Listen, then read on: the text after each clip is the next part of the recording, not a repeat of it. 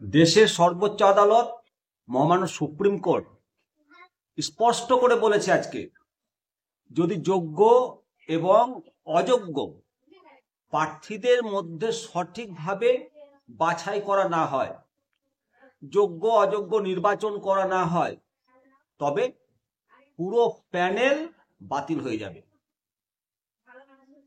বন্ধুরা, এই সিদ্ধান্তের মাধ্যমে দেশের সর্বোচ্চ আদালত নিশ্চিত করেছে যে চাকরি প্রাপ্তির ক্ষেত্রে স্বচ্ছতা এবং ন্যায্যতা অপরিহার্য। যদি কোনো প্রার্থী অযোগ্য হয়, তার জন্য অন্য যোগ্য প্রার্থীকে বাদ দেওয়া হয়, তবে পুরো প্যানেলের বৈধতা নিয়ে প্রশ্ন তোলে। মহামান্য সুপ্রিম কোর্ট আজকে এই 26,000 চাকরি বাতিল মামলায় যে হিয়ারিং চলছিল, তাতে বিভিন্ন যে আপডেট রিপোর্ট উঠে এসেছে, মূলত সুপ্রিম কোর্টের এই নির্দেশনা আগামীতে চাকরি প্রার্থীদের জন্য একটা গুরুত্বপূর্ণ বার্তা দিতে যাচ্ছে। এটি নিশ্চিত করবে যে নিয়োগ প্রক্রিয়ার সঠিক নিয়ম কানুন মানা বাধ্যতামূলক। আদালতের এই রায়ের ফলে নিয়োগদাতাদের দায় দায়িত্ব আরো বেড়ে গেল। আদালতের যে সিদ্ধান্ত হবে আগামীতে, তাতে এখন থেকে অত্যন্ত সতর্ক থাকতে হবে নিয়োগদাতাদের, এবং যোগ্যতার ভিত্তিতে প্রার্থীদের নির্বাচন করতে হবে। এই সিদ্ধান্তের প্রভাব ভবিষ্যৎ প্রজন্মের নিয়োগ প্রক্রিয়ায় কি ধরনের পরিবর্তন নিয়ে আসবে, তা সময়ের সাথে সাথে আমরা দেখতে পাব। বন্ধুরা, আজকে চাকরি বাতিল মামলা নিয়ে যে সমস্ত পর্যবেক্ষণ উঠে এসেছে আপনাদের সঙ্গে শেয়ার করব। আপনারা দেখছেন নিমতিতা দর্শন, আমি শিবরাম সরকার। মূলত চাকরি বাতিল মামলায় আজকে 10:35 থেকে শুনানি করছিলেন দেশের প্রধান বিচারপতি মাননীয় সঞ্জীব খান্নার মহাশয়ের বেঞ্চে।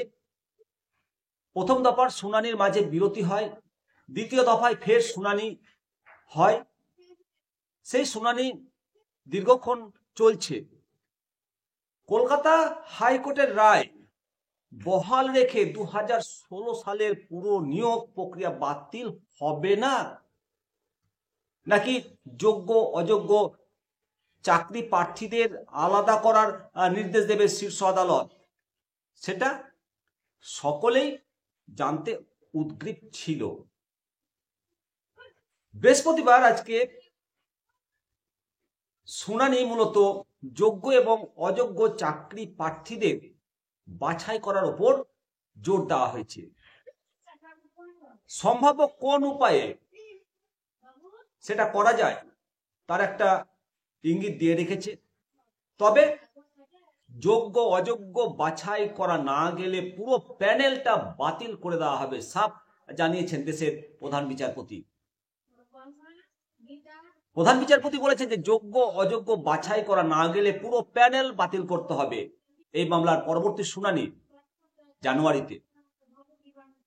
যোগ্য অযোগ্য চাকরির শুনানির শুরুতে প্রধান বিচারপতি বলেছেন যে নম্বরে কারচুপি হয়েছে, লিখিত পরীক্ষায় নম্বর বৃদ্ধি করা হয়েছে। তারপরেই তিনি রাজ্যের আইনজীবীর কাছে জানতে চান যে যোগ্য এবং অযোগ্য চাকরি প্রার্থীদের বাছাই করতে রাজ্যের সম্মতি রয়েছে কি। রাজ্যের আইনজীবী জানান যে যোগ্য এবং অযোগ্য চাকরি প্রার্থী বাছাই তাদের সম্মতি রয়েছে। নিজেদের সিদ্ধান্তের ব্যাখ্যা দিয়ে তাদের সংযোজন যে তদন্তকারী সংস্থা সিবিআই এই বিষয়ে আলাদা তথ্য দিয়েছে। এসএসসির আইনজীবী আদালতে জানান যে নিয়োগ তালিকায় থাকা যোগ্য এবং অযোগ্য চাকরি প্রার্থীদের বাছাই করা সম্ভব।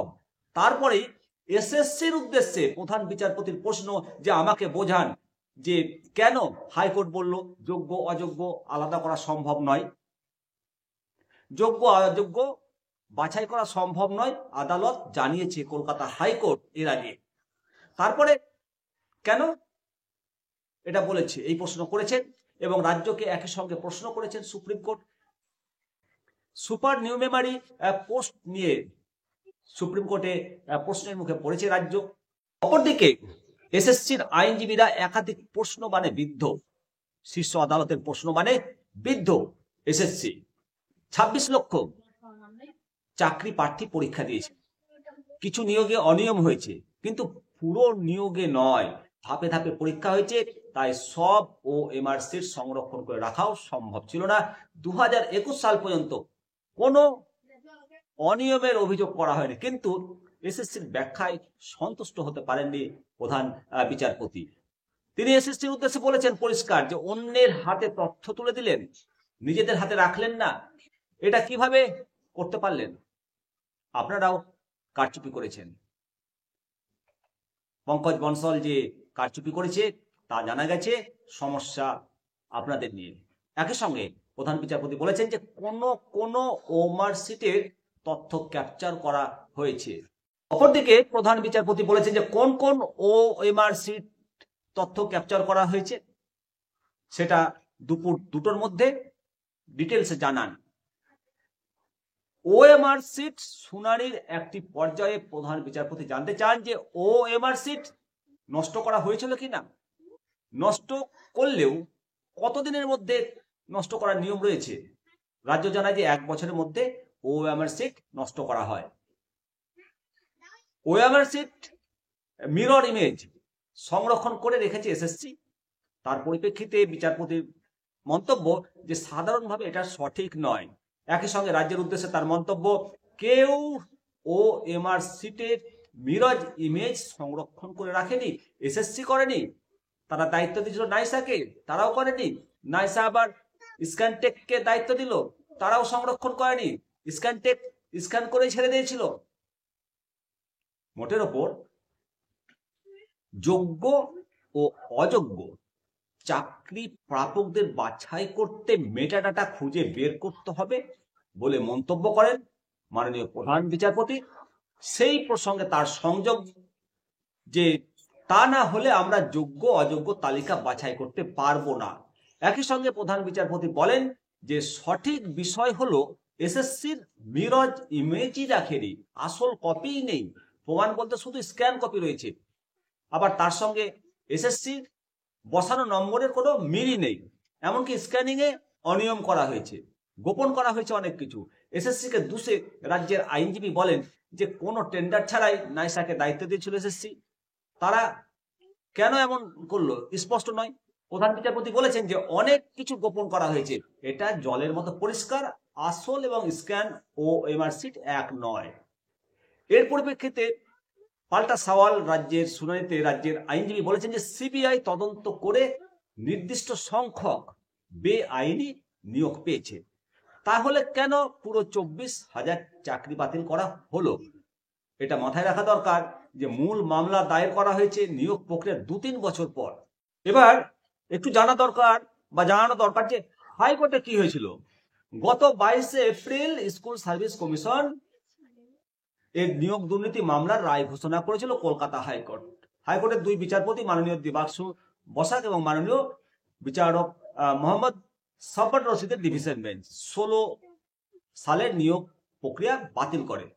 তারপরে 25,753 জনের চাকরি বাতিল হয়। যারা মেয়াদ উত্তীর্ণে চাকরি পেয়েছিলেন, যারা সাদা খাতায় জমা দিয়ে চাকরি পেয়েছিলেন, তাদের বেতন ফেরত দেওয়ার নির্দেশ দেওয়া হয় এবং 4 সপ্তাহের মধ্যে 12% সুদ সহ টাকা ফেরত দেওয়ার নির্দেশ দেওয়া হয়েছিল।